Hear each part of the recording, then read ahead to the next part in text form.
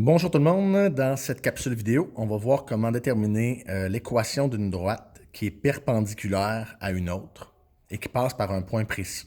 Donc le classique, là, je l'ai illustré ici, c'est on vous demanderait par exemple l'équation de la droite qui est perpendiculaire à celle qui passe par AB, là, celle que j'ai tracée ici, et mais qui passe par le point C. Donc l'équation de la droite que je fais en pointillé ici, OK? Qui passe perpendiculairement comme ça à la droite AB. Puis on vous demanderait son équation. Ça, c'est un problème assez classique, déterminer l'équation d'une droite. La première chose qu'il faut savoir, c'est que pour déterminer l'équation d'une droite, vous devez vous rappeler que dans le fond, l'équation d'une droite, c'est sous cette forme-là. Okay? Y est égal à mx plus b, qui est c'est la forme canonique, puis c'est pratique dans un graphique. Okay? Donc, on cherche deux paramètres. On cherche la valeur de m et on cherche la valeur de b.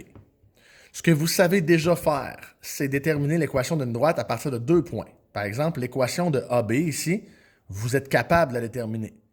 Vous calculez M en faisant delta Y sur delta X. Dans le fond, Y2 moins Y1 sur X2 moins X1. Et là, attention, les Y au-dessus. Y2 moins Y1 sur X2 moins X1. Ça va vous donner le M. Puis une fois que vous avez M, bien, vous remplacez X et Y par les valeurs d'un point ici, puis vous trouvez votre B. OK? Ça va se ressembler. Le seul problème, c'est que là, pour trouver l'équation de C, j'ai pas deux points.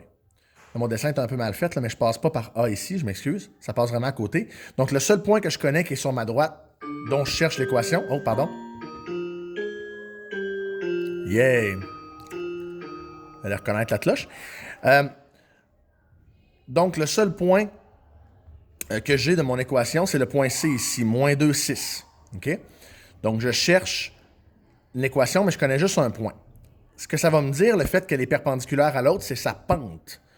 Donc, si je connais la pente de ma droite AB, je serai capable de déterminer la pente de ma droite qui passe par C ici, parce que des pentes qui sont perpendiculaires sont opposées et inverses. On a vu ça. OK? Donc, je vais commencer par déterminer la pente de ma droite AB. OK? Donc, la pente de ma droite qui passe par AB, je le détermine comme ceci. M est égal à Y2 moins Y1 sur X2 moins X1. Ça donne donc 4 sur 6. Si je le réduis, 2 sur 3. On a donc une pente de 2 tiers pour ma droite AB. C'est donc dire que ma droite qui passe par C, celle que je cherche, son équation, ce sera Y est égal à moins 3 demi, hein, opposé et inverse, ici, hein, moins 3 demi X, plus quelque chose, plus un B que je ne connais pas. Mais si vous vous souvenez tantôt, pour trouver le B, une fois qu'on avait le M, on remplaçait X et Y par un point qu'on connaît dans la droite. Et là, c'est le cas ici. Je connais le point C. Donc, je vais venir remplacer ici Y par 6, X par moins 2, puis je cherche mon B. Alors ici, moins 3 fois moins 2, ça donne 6 demi, plus B. 6 demi, ben, c'est 3. 6 divisé par 2, ça fait 3.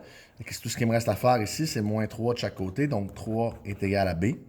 Et maintenant que j'ai mon paramètre B, je peux écrire mon équation complète. La droite que je cherchais, son équation, c'est Y est égal à moins 3 demi X plus 3.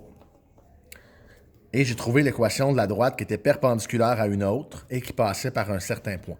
Et ça, c'est un classique de problème. Donc, voilà.